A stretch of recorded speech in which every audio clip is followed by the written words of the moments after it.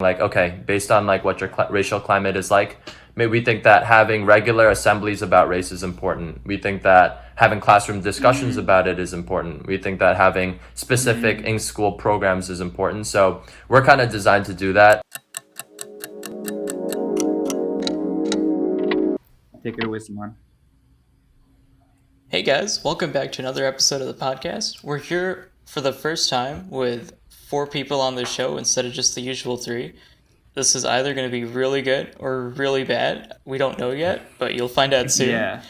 But yeah, today with us we've got 2 really interesting people. We've got Shawn and Charles, both of whom are seniors at UPenn doing 2 very interesting majors. Smart boys. Sociology, a personal favorite of mine, and political science, which it's always interesting. Politics right now is just crazy, so respect there, guys.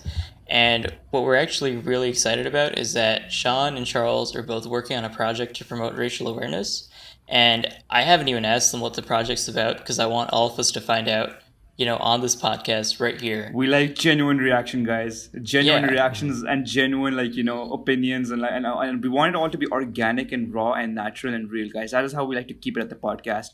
And I'm going to take away the plug by saying, guys, please hit the like and subscribe button down below. We have just crossed over 500 something subs, and honestly, guys, your support really does mean a lot. But yeah, guys, let's keep the momentum going. Let's keep the train chugging, and let's hit 1K.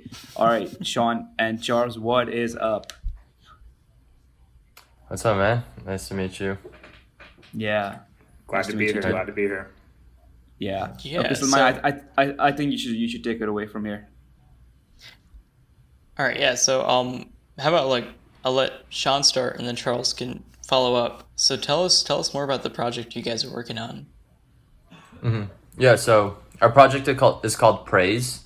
It stands for Promoting Racial Awareness in Schools, so PRAIS.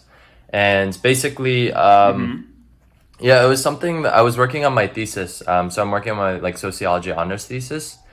And essentially, I was looking at the race environment within schools. And from that, also mixed in with my personal experiences growing up in the suburbs, I realized that a lot of the schools don't have these programs that are designed to support minority students, which can leave them feeling very displaced. So long story short, I was working on that, and then I took a class where I pitched a social venture. So that's where Praise came about. I was like, let me take my thesis idea and just make it into a social venture. So and then I came up with that idea, and then Charles and I started working on that together. And ever since then, we've been able to. We actually got it approved under this thing called the Millennium Fellowship, which is under the United Nations. So Nice. it's a sponsored project from that, which is pretty cool. That's really Okay. big, guys. Awesome. Congratulations there. Thank you. Yeah. Yeah. I think Shawn did a really good job of explaining it. I guess to put a more visualization to it, I always like to describe it as it's like the DARE program, except we're tackling more projects of racial literacy and racial awareness and everything like that, which is really so relevant and so valuable at this time. At this time in our nation. Of course. If we would have done this a couple of years ago, it would have some traction, but more so now after what the past 6-7 months have looked like. Oh yeah. Yeah, Exactly, dude. Guys, we So, are wait, more what I- divided as a race. We are more divided as a human race today, and we have more awareness about it than we have ever been in human history. Those 2 factors are very, very important, and I feel like your initiative is really going to tap into that little niche over there, and I think I'm pretty sure it already did, and it's taken off. So you guys secure. So what I'm assuming is that you guys secured funding from the UN, so you don't really have to worry about monetary issues. Is that am I right about that? So the thing we're under is called the Millennium Fellowship. It's more of a network than it is funding. So funding wise, we're still in the process of working on making it hopefully in the long run we can make it an actual nonprofit, but we're still thinking through that and working through that. But that's the funding aspect is not something that's included since it's more of a campus-based project, but it provides us with a network that a bunch of people through this fellowship have done. So a lot of different social impact goals. It's really nice. Provide some guidance. Yeah. What are some big goals that you want to hit in like the next 5-10 years? Wait, someone. I'm really curious to hear about this. Take it away. I'm really curious. What are some of the big goals, big tangible goals that you really want to like, pave the way for? Yeah, I think for sure one big thing would be just having this be normalized in schools. Just because, me and Shawn were talking about the other day about how, after, Brown v. Board, right, that was, meant to standardize what education looked like in schools. I think the buck kind of stopped there and people stopped having these discussions. And, you end up having these teachers that aren't able to handle these conversations. You have these students who aren't aware what it means to have these conversations. Okay. And I think, our goal in the long term is maybe to have this be normalized, maybe countrywide, regional, right? Where people are able to have these programs, have these discussions, and have their students be comfortable learning about these things and not have it be a taboo subject anymore, I would say. Mm-hmm. Yeah, I'd say, Charles touched on it really well.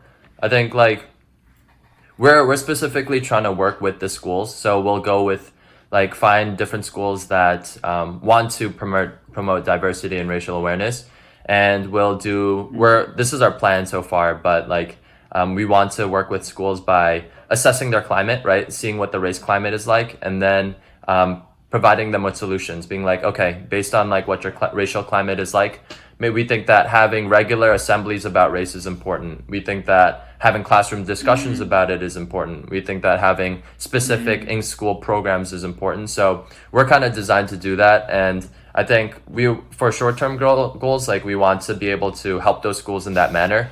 But holistically, as Charles said, we want to make those conversations normalized. That's really nice. I do want to know, when did you guys start? Because right now, race is something that is very much at the forefront of everything that's happening with the Black Lives Matter movement. But did you start up around then, or is this something that started much before? And have things changed since the movement started? Mm-hmm. Yeah, I think, so this is something that's personal to me because I grew up in majority white school, right? And didn't always feel supported academically. Experienced a lot of discrimination, right, based on my race. Yeah. And I think I had that whole process of really being able to accept myself.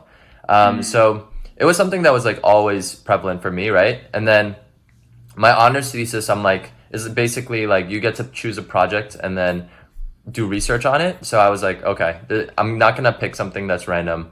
I'm gonna pick something that's important to me. So I picked that, and then I had been working on my thesis and working on that venture, and then literally after that, right around that time, once I was starting to get things going and got Charles on board, is when the Black Lives Matter and all the protests happened. So I think that, of course, I'm not gonna say that it's great timing, because it's you have all these bad events. Do you know what it is? But do you know what luck is? Luck is when opportunity and preparation meet.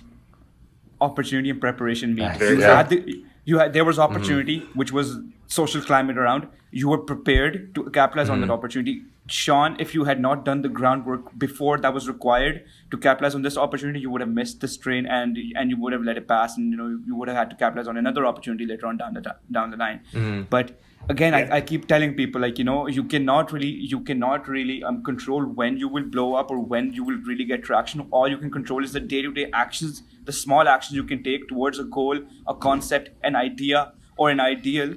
That really, that would really affect where you will be in the next 5 years, in the next 10 years. You can't really change where you will be tomorrow, but you can always look forward and look way ahead into the future. And then you can look back, look in hindsight, connect all the dots together. I did this. I did this. I did this small little thing in my small hometown, and this is what led to this, and this is how I met Charles, or something like that. And then this is where it blew up and everything. So it's really, really cool to see those little intricacies being formed, and I'm always interested to see that. So good on you, buddy. You got you got it, man. Appreciate it. To you. I would say the same thing about I would say the same thing about you guys with this podcast that started. It's you guys are doing great work on this too. So Thanks. Thank you. Thanks. Thank you, buddy. Thank you. Means a lot. Okay, so I've got a small question that, the moment you mentioned praise, it was the first thing I thought of, but of course I didn't want to take away from the important work that praise is doing. But my question is, so it's praise, PRIS, when you were coming up with the name, did you spend time trying to think of like a word to add to the end of the name Praise that starts with the letter E? Like, I know I would have lost sleep over that. I mean, it is what it is, man. We could have done, promoting racial awareness in schools everywhere. Or everywhere. We were thinking about that. So good. Well, when you form a nonprofit and you're actually filling out the forms, now you know what to do. But I've also thought I've thought about that, but I think that you do a Google search, right, and you look up praise, you're just gonna get generic images for religious groups. But if you look up PRAIS, specifically that, I feel like it'll be more distinctive. So I was like, okay, I'll just keep it like that. Yeah, it will be. Okay, that it's actually very good. Is it's really very smart. good branding wise. It's very good. Me being a branding guy, I do a lot of branding here and there. Praise, PRAIS, is a lot better than PRAISE, especially in terms of SEO, especially in terms of differentiating yourself. So when you actually make a logo, or when I don't know if you guys already have a logo or a brand identity right now, that will always be way more recognizable than having the normal word praise, because then people will be like, okay, what's praise? It's just like a normal word and all that. So it's really, really cool. Smart thinking, boys. Thinking ahead. Thinking ahead, Nice. Yeah. So one thing. Wait, Saman. I want to ask them my classic You're question. doing a lot of this. That I always keep going. Yeah, dude. I'm interested to know where these guys are coming from. Shawn, I think I know a little bit about your past right now. So I'm going to start with you, Charles. What type of, and this question is for both of you. What type of kids were you like in high school? Because I'm curious to know. You guys have been out 4 or 5 years. You guys must have grown up. You guys must have changed as human beings. So what were you like then? What are you like now? And what are the changes you were proud of? Yeah, man, let me tell you, back in high school, it was, I was not the same person I am now. I was kind of extroverted, back then, but, largely I was kind of introverted a little bit, I came from a very small high school in New Jersey. My graduating class was 26 people. So, in a group of 26 people, yeah, 26 people in the graduating class, so not very much. So in that small group, you kind of emerge, if you have some level of intelligence, you emerge like, oh, he's a brainiac, blah, blah, blah, blah, blah, not socially, aware and everything like that. And, maybe to extent that was certainly true, right? I was more introverted back then. But I think if, Charles of freshman year of high school saw Charles in senior year of college, it's like night and day. You know, it's two completely sides of the same coin. Night and day, and I would say what I'm most proud of is just my ability to be more humble and learn from people around me. I think coming to Penn has definitely humbled me a lot, that, there's so many people here that are doing so many great things. And it's kind of made me say, I can learn a lot from these people in terms of what I want to be more passionate about, what I can drive forward more, how to reach my goals in a better way. So I'm definitely proud of that. I'm proud of how I've been able to get out of my shell a little bit more. So it's like night and day, to be completely honest, honestly. Happy for you, man. Congratulations. Happy for you. Your turn, Shawn. It's like therapy. Yeah. I think it's your turn to share. High school, I don't know. I feel like I was more less comfortable, right? I mean, I kind of touched on this, right? Just wasn't very didn't feel comfortable in my own skin, right? But I had some friends who were there for me. You guys actually interviewed one of them, Alex. So Alex was one of my friends in high school. Who was really close with. But yeah, dude, I was kind of a goon, but sometimes just a goon because I wanted attention, maybe because I was I couldn't get that in other ways, right? Feeling not that comfortable, right?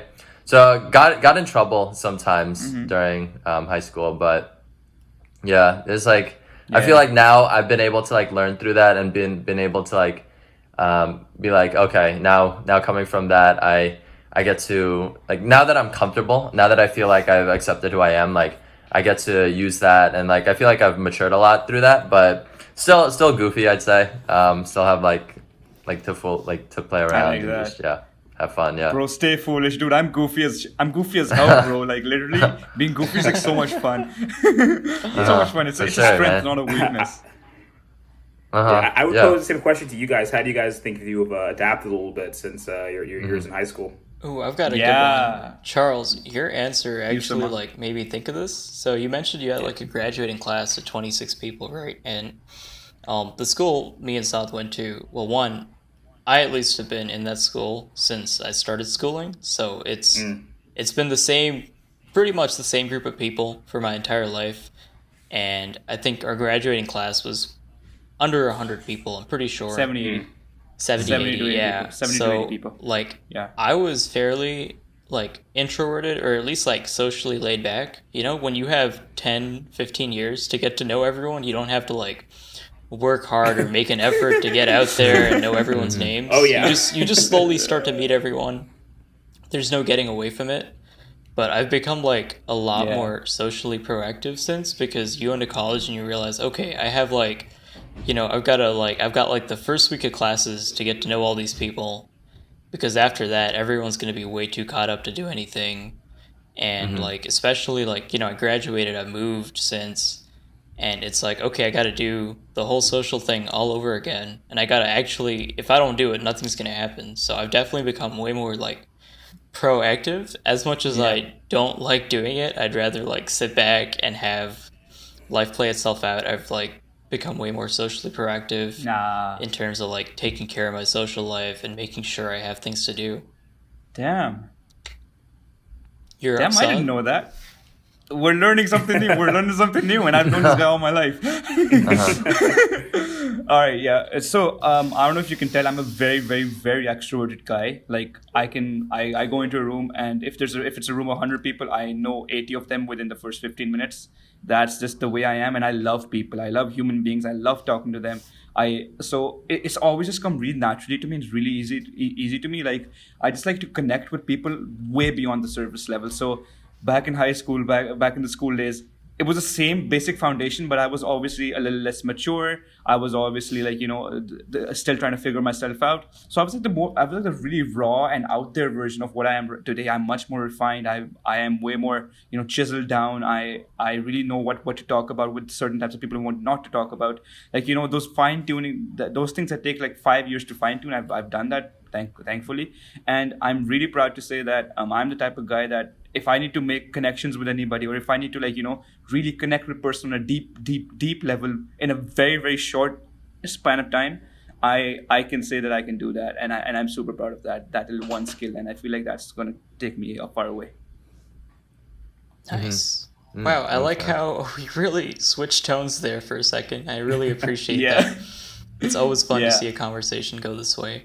There's one thing that, like, popped up in my head, though, that I have to ask. How'd you guys end up getting the Millennial Fellowship from the UN? Did they approach you? Did you get their attention? Did someone tell you to apply? Tell our viewers how to do it. Yeah. It's like, not gonna lie, it sounds way more, like, nice than it is. It's like, it's like very a big deal, right? For sure. But it's no. I mean, the network is amazing. Like, I think the meetings have been amazing, but I think, like, we chose to apply for it because, like, it would add that, like, I guess the reliability and credibility, right, of, like, our project. Oh wow, this is something that, like, not just we support, but, like, we've had that backing from the United Nations, right? So it's like the Millennium Fellowship is like a campus fellowship where basically at different campuses, if they have enough people interested, they establish, like, the United Nations, like, Millennium Fellowship, like, cohort. And so you have people apply with different passion projects. And then once you have that, like, once you apply to the UN through that, like, they basically see, okay, this campus has enough people, and then let's see who we want to admit from there. So basically we applied with PRAIS through that. We had that idea going, and we were like, okay, this is a great opportunity for us to gain credibility, like, especially when we approach schools, like, being like, oh, this is, like, sponsored by the United Nations. Like, they looked over our application and they saw that it was good. But yeah, you basically, I think there's an online portal, and we applied through that, and Penn had a lot of people applying. So we've been a part of, PRAIS has been a part of that ever since. Nice. That's a really smart move there.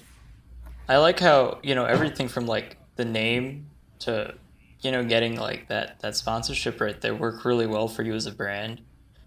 And, like, you can kind of see the whole, you know, you're, like, the sociology, the political science, like, you know, you're thinking about how to work with people, how to work around the climate. and it's cool. I don't know if it's like 100% intentional, but you can see that there's some genius behind this project right there. I put a lot of thought into it for sure. A lot of thought into it. Guys, I'm genuinely curious to see where you guys go from this. I will be keeping a very close eye on your initiative and on your project, because it's something that I'm very interested in. And if you guys have any socials, the links are down in the description below, guys. Do check them out. Do give them a shout out. And guys, and on that bombshell, we are done with today's episode. Thank you so much for tuning in. Thank you, Shawn. Thank you, Charles, for coming through. And yeah, it's a wrap. Peace. Adios. Goodbye.